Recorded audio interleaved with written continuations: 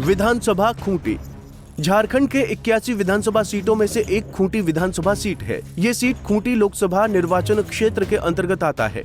झारखंड राज्य के अस्तित्व में आने के बाद इस सीट पर 2005 में हुए विधानसभा चुनाव में बीजेपी के नीलकंठ सिंह मुंडा विधायक चुने गए थे, तो वहीं 2009 और 2014 में भी इस सीट पर बीजेपी का ही कब्जा रहा और नीलकंठ सिंह मुंडा ही विधायक बने। 2019 के चुनाव में भी खूंटी सीट पर नीलकंठ मुंडा ने ही जीत का परचम लहराया था।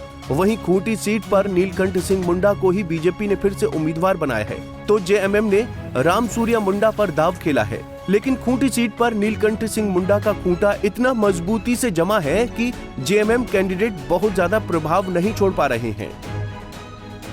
वहीं साल 2019 में हुए चुनाव में बीजेपी उम्मीदवार नीलकंठ सिंह मुंडा ने जीत हासिल की थी। नीलकंठ सिंह मुंडा 59,198 वोट लाकर पहले स्थान पर रहे थे, तो जेएमएम कैंडिडेट सुशील पाहन 32,871 वोट लाकर दूसरे स्थान पर रहे थे।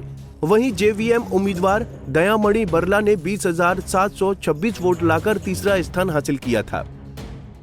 वहीं साल 2014 के विधानसभा चुनाव परिणाम पर नजर डालें तो इस सीट पर बीजेपी के नीलकंठ सिंह मुंडा ने जेएमएम के जिंदान हीरो को 21,515 वोटों से हराकर अपना परचम लहराया था। नीलकंठ सिंह मुंडा को कुल 47,032 वोट मिले थे, जबकि दूसरे नंबर पर रहे जेएमएम के जिदान होरो को कुल 25,517 वोट मिले थे। तो वहीं तीसरे स्थान पर रहे कांग्रेस के पुष्पा सुरीन को कुल 17,544 वोट मिले थे। विधानसभा चुनाव 2009 के नतीजे।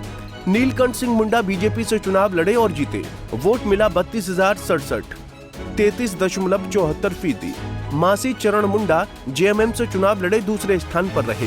वोट मिला 31,631, 33.28%। रोशन कुमार सुरीन कांग्रेस से चुनाव लड़े। वोट मिला 20,116, 21.17%। इस बार नीलकंठ सिंह मुंडा खूंटी में छठी बार जीत हासिल करने को ताल ठोक रहे हैं। इस बार उनकी जीत का रास्ता और भी आसान लग रहा है, क्योंकि 2019 के चुनाव में जेवीएम कैंडिडेट 20,726 वोट लाने में सफल रहे थे।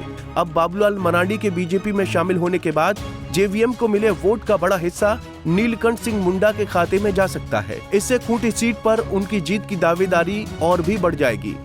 Bureau report, Punjab Kesari TV. हमसे जुड़े रहने के लिए हमारे YouTube चैनल को सब्सक्राइब करें और नई वीडियो की नोटिफिकेशन के लिए बेल आइकॉन को दबाएं।